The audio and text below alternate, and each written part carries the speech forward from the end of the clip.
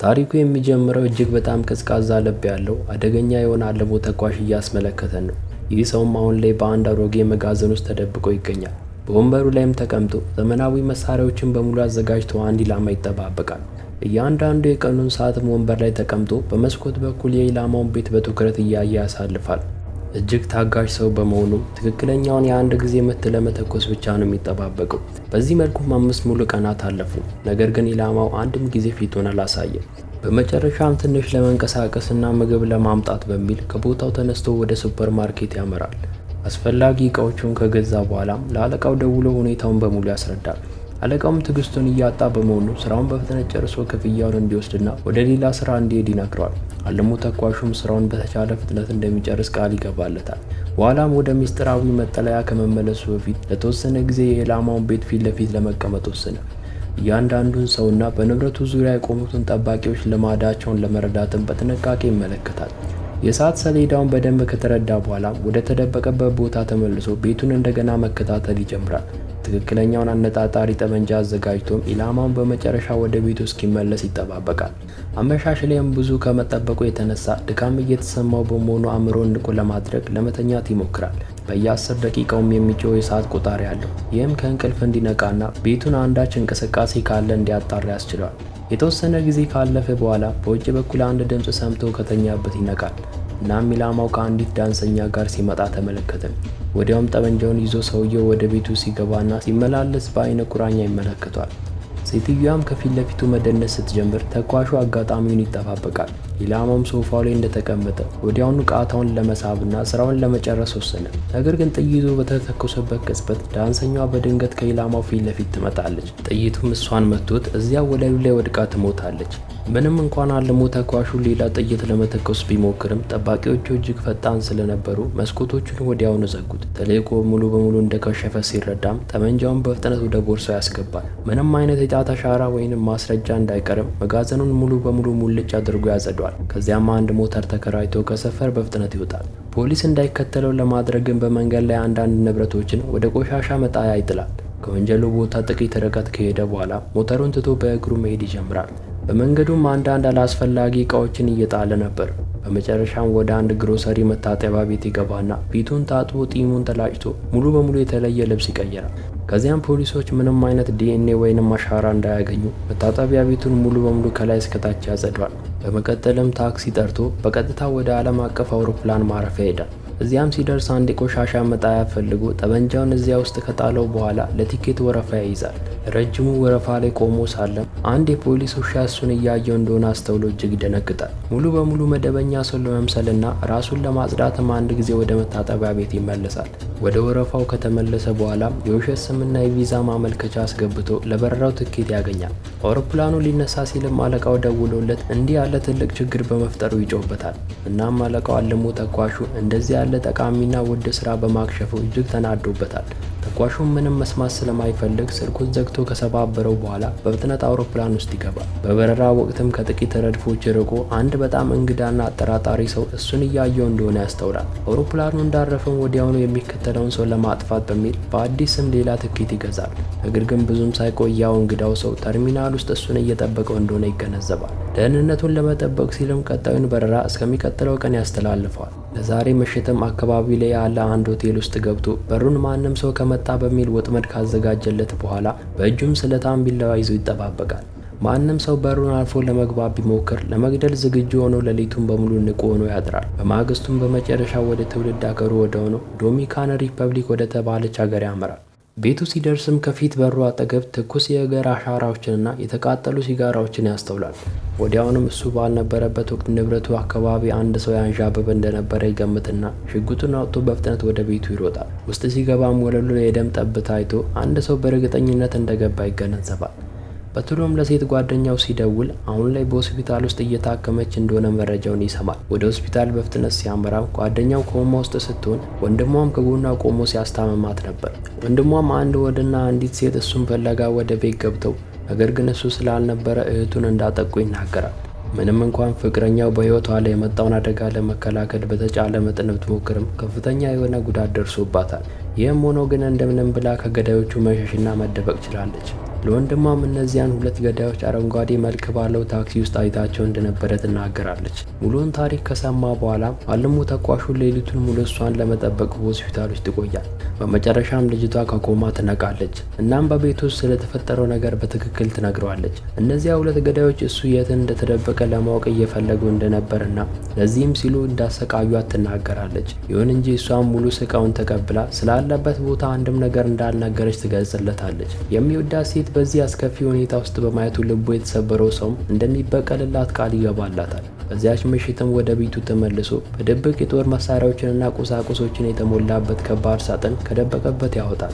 በማግስቱም ያንን አረንጓዴ ቀለም ያለው ታክሲ ፍለጋ ከተማዋን ሙሉ በሙሉ መዞር ይጀምራል። ምንም እንኳን ቀኑን ሙሉ እያሰሰ ቢውልም ሊያገኘው አልቻለም ነበር። ስለዚህም አንድ ከበድ ያለ እቅድ ለመሞከር ወሰነ። በዚያች ምሽትም ወደ ታክሲ ኩባንያ ቢሮ ሰብሮ በመግባት ስራ አስኪያጁን በማስፈራራት ገዳዮቹን ወደ ቤቱ የወሰደው ሹፌር መረጃ ለማግኘት በኮምፒውተር ስርዓታቸው ውስጥ እንዲገባ ያስገድደዋል። የሹፌሩን የግል መረጃ እንዳገኘም ወዲያውኑ ፋይሉን ይዞ ከቢሮ ይወጣል። በማግስቱም የታክሲ ሹፌሩ ወደ ውጭ ለስራ እስኪወጣ ይጠባበቋል። ልክ ሹፌሩ እንደወጣም ተከትሎት እንደ ተሳፋሪ ወደ መኪናው ይገባል። በጉዞ መሃልም ሹፌሩ አንድ ጥያቄ ለመጠየቅ ወደ ኋላ ሲዞር የተደቀነበትን ሽጉጥ አይቶ ይደነግጣል። በአንድ ተራ ሌባ እየተዘረፈ እንደሆነ አስቦም በፍጥነት የኪስ ቦርሳውንና ገንዘቡን ያቀርብለታል። ነገር ግን አልሞ ተኳሹ የእሱን ገንዘብ ወይንም ርካሽ የኪስ ቦርሳ እንደማይፈልግ ይነግረዋል። ሽጉጡንም በቀጥታ ወደ ሹፌሩ አነጣጥሮ ሁለቱን ተሳፋሪዎች የት እንዳወረዳቸው እንዲናገር ይጠይቋል። ሹፌሩም በሕይወት ለመዳን ስለፈለገ ሁሉንም ዝርዝሮች ለማስታወስ ሞክሮ የሚያውቀውን እውነታ እንዳለ ይነግረዋል። ገዳዮቹንም ከግል አውሮፕላን ማረፊያ አንስተው ወደ አንድ ቤት እንዳደረሳቸው፣ በተጨማሪም ከመካከላቸው አንዱ በጣም ከባድ የእግር ጉዳት እንደደረሰበት ያስታውሳል። ይህን ከነገረው በኋላም አልሞ ተኳሹን እንዲምረው ይለምነዋል። ምክንያቱም እሱ አንድ ስራውን የሚሰራ ተራ ሰው ነበር። አልሞ ተኳሹም መኪናውን ሰው ካለበት አካባቢ አርቆ ጸጥ ወዳለና ብቸኛ ወደሆነ ቦታ እንዲያሽከረክር ይነግረዋል። ነገር ግን ተኳሹ ምህረት አልባ በመሆኑ መኪናውን ከመተው ፊት እዛው ይገለዋል። በመቀጠልም ሌላ የውሸት ማንነት በመጠቀም እስከ ኒው ኦርላንስ ድረስ በረረ። እናም አሁን ላይ ሴት ጓደኛውን ያሰቃዩትን ሁለት ሰዎች ለማግኘት ተልእኮ ላይ ነው። ኒው ኦርላንስ ሲደርስም አንድ ቫን ተከራይቶ ተጨማሪ ሽጉጦቹን ለማግኘት ወደ አንድ ሚስጥራዊ ማከማቻ ክፍል ያመራል። አዲስ መታወቂያ ካርድ ከወሰደ በኋላ በተከራየው ቫን ላይ ያለውን የመኪና ታርጋ ይቀይራል። ሲቀጥልም የአካባቢው የጽዳት ኩባንያ ውስጥ ገብቶ እንደ ጽዳት ሰራተኛ ስራ ያገኛል። በቀጣዩ ቀንም ወደ አለቃው ቢሮ ህንፃ ያቀናና በጽዳት ሰራተኛ ሽፋን ኢላማውን ለማስኬድ ይዘጋጃል። ከጥቂት ቆይታዎች በኋላም አንድ ትልቅ የጭነት መኪና ቦታው ላይ ሲደርስ እርምጃ ለመውሰድ ወሰነ። አንድ ከባድ የቆሻሻ መጣያ በርሜል ይዞም እሱን ለመሸከም እጅግ ከባድ እንደሆነ ማስመሰል ይጀምራል። ይህን የተመለከተው የጭነት መኪና ሹፌሩም ሲቸገር አይቶት ተኳሹን ወደ ህንፃው ለማስገባት የራሱን ማለፊያ ይሰጠዋል። በህንፃ ውስጥ ከገባ በኋላ አልሞ ተኳሹ የጭነት መኪና ሹፌሩ እስኪሄድ ድረስ እንደ ጽዳት ሰራተኛ መስራቱን ይቀጥላል። ከዚያም የተደበቀውን ሽጉጥ አውጥቶ በቀጥታ ወደ አለቃው የግል ቢሮ አመራ። እዚያም የምትሰራዋን ጸሐፊ አግኝቶ በሽጉጥ አስፈራርቶ አለቃዋን እንድታስር ያደርጋታል። አለቃውንም በመሳሪያው አስፈራርቶ ስለ ሁለቱ ገዳዮች ሁሉንም ነገር እንዲነግረው ይጠይቀዋል። በፍርሃት የተዋጠው አለቃውም እየተንቀጠቀጠ ከጥቃቱ ጋር ምንም ግንኙነት እንደሌለው ይናገራል።